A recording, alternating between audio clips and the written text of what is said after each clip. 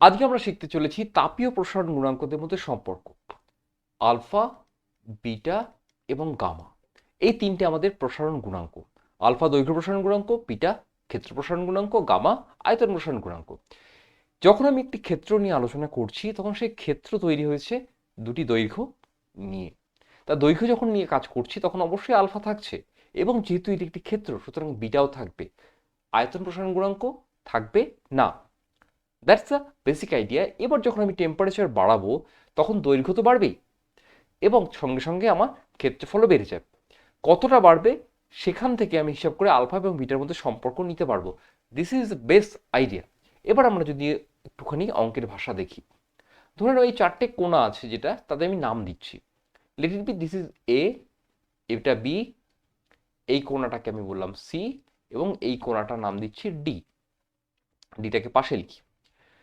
এবার এই যে এ বি সি ডি, এরা প্রাথমিক অবস্থায় থিটা জিরো যখন টেম্পারেচার যখন থিটা জিরো, তখন এবি সমান সমান এল জিরো, এটা দৈর্ঘ্য, এবং এডি যেটা হচ্ছে প্রস্থটা হচ্ছে আমার বি জিরো। ওকে, এখন এই যে ক্ষেত্রফল থিটা জিরো টেম্পারেচারে আমার এর ক্ষেত্রফল কত হবে? যেহেতু এটা একটা আয়তক্ষেত্র দেখতে পাচ্ছ, সুতরাং এর ক্ষেত্রফল কত হবে তোমরা খুব সহজেই বলতে পারবে। ক্ষেত্রফল হবে L zero into B zero. এটা প্রাথমিক ক্ষেত্রফল কখন?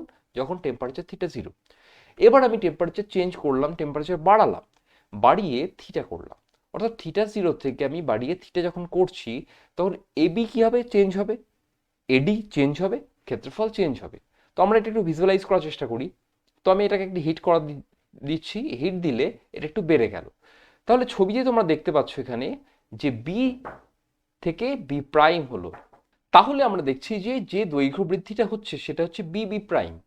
ওকে, তাহলে বি বি প্রাইম যেটা, সেটা হচ্ছে আমার ডেল্টা এল, যেহেতু এল বরাবর হচ্ছে। এবং একইভাবে আমরা দেখছি যে এই যে চেঞ্জটা হচ্ছে এখানে, যেটাকে আমরা ডি প্রাইম নাম দিচ্ছি, এটা হচ্ছে আমাদের delta B.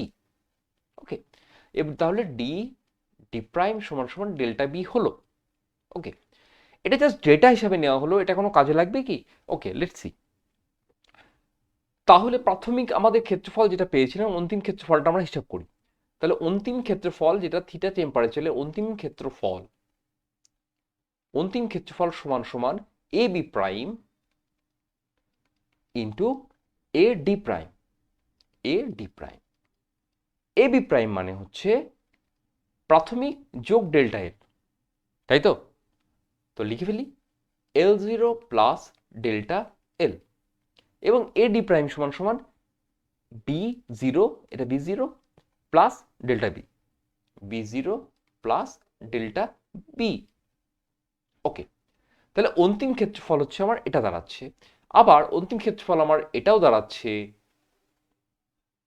A zero into one plus beta into delta theta.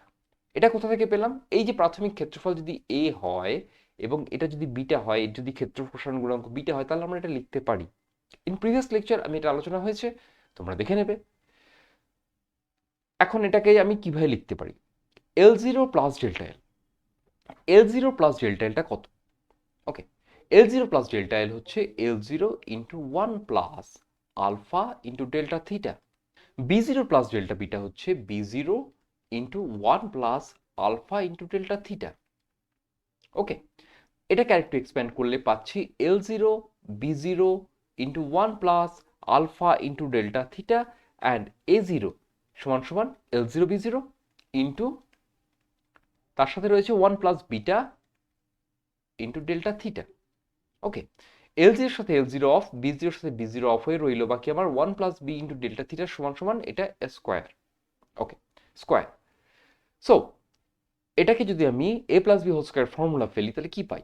One plus two alpha into delta theta plus alpha square and delta theta তা স্কোয়ার। এখানে একটা বেসিক অ্যাপ্রক্সিমেশন আমরা করব, সেটা হচ্ছে আলফার ভ্যালু খুব ছোট হওয়ার কারণে আলফা স্কোয়ার খুব ছোট হবে। আলফার ভ্যালু আমরা জানি মোটামুটি অফ দ্য অর্ডার অফ 10⁻⁶, তাহলে তো স্কোয়ার হয়ে যাবে 10⁻12, যেটা ভীষণই ছোট। সুতরাং এই গোটা টার্মটাকে আমরা কি করতে পারি? অফ করে দিতে পারি। ইট ইজ নেগলিজিবল, খুবই ছোট, আমরা এটাকে অফ করে দিচ্ছি। তাহলে পড়ে রইল 1 plus 2 alpha into delta theta and 1 plus beta delta theta এদিকে। তাহলে 1 এর সাথে 1 চলে যাওয়ার ফল বিটা সমান সমান 2 আলফা। এটা হচ্ছে আমাদের দুটো প্রসারণ গুণাঙ্কের মধ্যে সম্পর্ক, আলফা এবং বিটার মধ্যে সম্পর্ক। But there is something else, alpha এবং গামা বাকি রয়েছে, তাই না? আমরা সেটা এবার দেখি। এবার আমরা দেখব আলফা এবং গামার মধ্যে সম্পর্ক কি। আলফা এবং গামার মধ্যে সম্পর্ক দেখতে হলে ঠিক একই অ্যাপ্রোচে এগোবো, যে থিটা জিরো টেম্পারেচারে ভলিউম ছিল ভি জিরো। এই ভলিউমটাই আবার এই যে লেন্থটা, এই লেন্থ যেটাকে আমরা এল জিরো বলছি, এই ব্রেথ যেটাকে আমরা বি জিরো বলছি, এবং এই হাইট যেটাকে আমরা এইচ জিরো বলছি, এই তিনটের গুণফলের সঙ্গে সমান।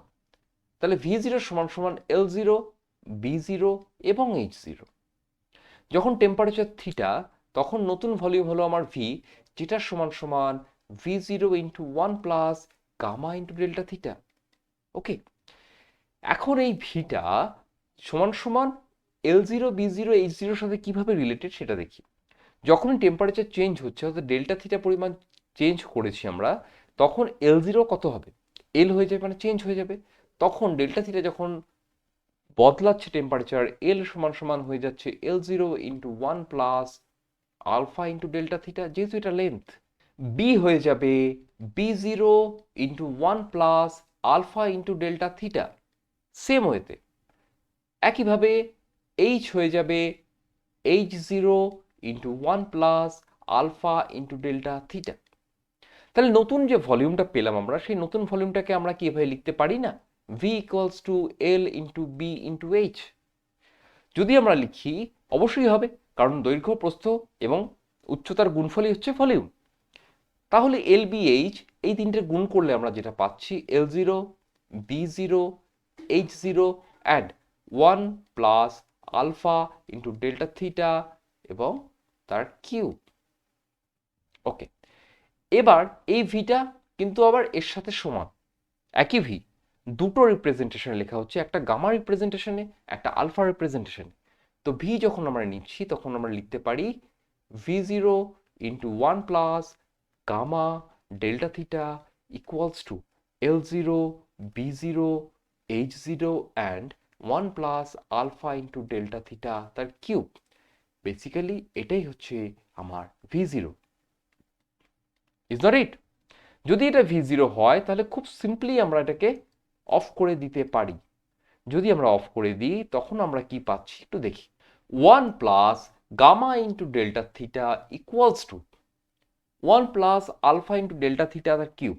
এই টার্মটাকে যদি আমরা কিউবের ফর্মুলায় ভাঙি, তাহলে আমরা কি পাচ্ছি দেখি, 1 plus 3 alpha into delta theta into 1 square plus 3 alpha delta theta তার স্কোয়ার ইন্টু 1 প্লাস এই যে টার্মটা আলফা ইন্টু ডেল্টা থিটা তার কিউব। এখন খুব ক্লিয়ারলি স্কোয়ার টার্ম অফ হয়ে যাচ্ছে আগের বারের মতনই, 10⁻⁶। কিউব তো অবশ্যই, স্কোয়ার অফ হয়ে গেলে কিউব কিন্তু অবশ্যই অফ হয়ে যাচ্ছে।